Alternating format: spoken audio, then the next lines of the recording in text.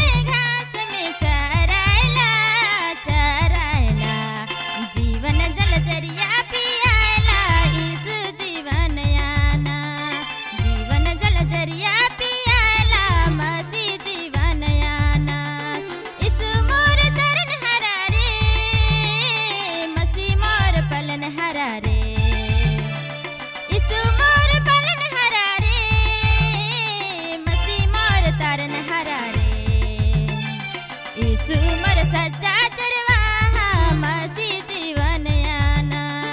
यीशु मोर सच्चा चरवाहा, मसीह जीवन आना।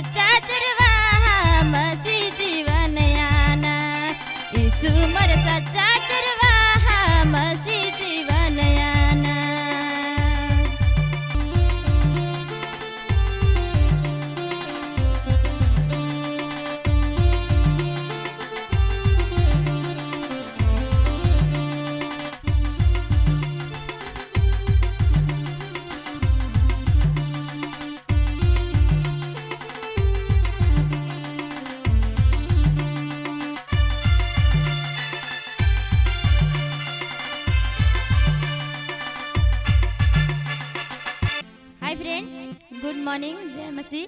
फिर एक बार आप लोग के बीच में नागपुरी गीत लेके आई हूँ।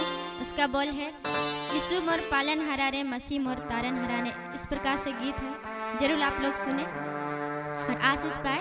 अगर हमारी वीडियो अच्छी लगती है तो लाइक करें, एक छोटा सा कमेंट करें, अपने दोस्तों के साथ शेयर करें। इसी तरह के रोजाना वीडियो देखने के लिए हमारे चैनल रॉकपेट को जरूर सब्सक्राइब करें। अगर कोई भी भाई बहन हमारे चैनल में नए हैं तो जरूर सब्सक्राइब कर ले। मेरे ओर से सभी को जय मसीह, धन्यवाद।